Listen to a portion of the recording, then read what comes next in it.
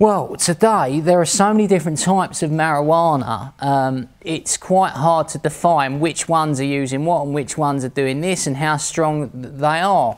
You know, let's be fair about it. The most common marijuana that's being used in the UK at the moment is something called skunk. This is actually potentially a lot stronger than any weed that I used to smoke. Why? Because it's now made in our own country. Drug dealers need to provide an artificial lighting system to grow this stuff. It doesn't grow naturally out in the sun. We don't have a hot enough climated country. So each and every day, they've got an artificial lighting system that's put on for around about 16 hours a day.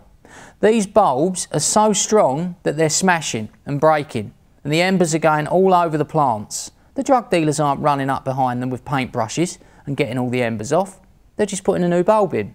So they're being chemically induced by the rays and the lights that they're being made with. Then it's the same with insecticides and plant foods. They're not buying the expensive stuff from B&Q. They're using bleaches and detergents. And now what we have, once it's fully grown, is a hybrid plant. But we don't stop there because drug dealers want more money. It's sold in weight. So what do? Some drug dealers will throw a bag of sand on the moist buds for it to stick to.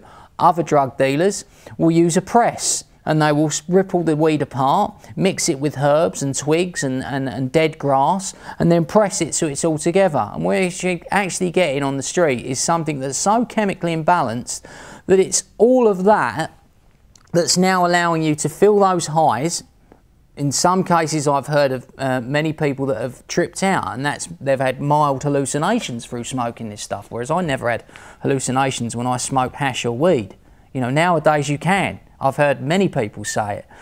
It's all those chemicals, the bleaches and detergents that's doing that, not the THC, but it's the THC that's doing the damage to the brain. And that's something that you've got to be very careful about today, because more and more people are ending up in rehabs and institutions, not because they've got problems with crack or heroin or E, purely from cannabis. In fact, more and more at Drugsline, we're seeing more and more people coming to us with issues with skunk and cannabis than anything else.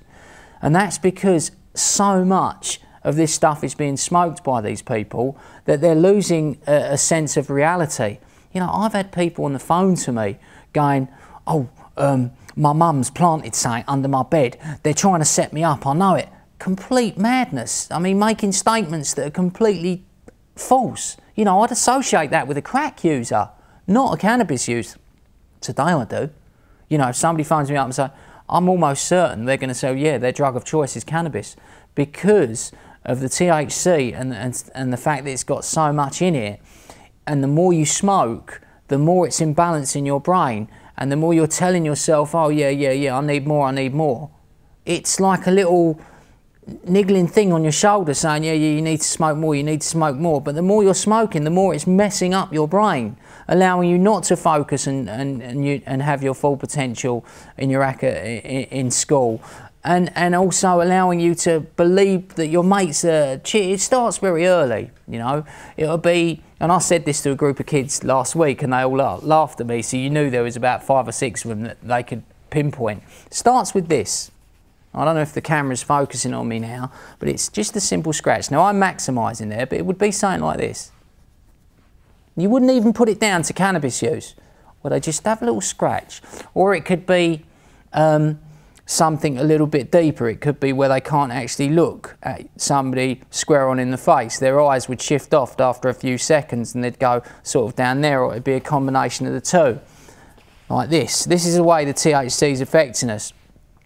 Or it could be far, far worse, and you start thinking that your mates are trying to deceive you, and that they're lying to you, or that your girlfriend's cheated on you, and you might get violent as a result of it. There are so many possibilities, and if you're suffering from any of what I've just mentioned, just remember what I stated before. There are organisations out there that are willing to listen, help and support you, and it can change.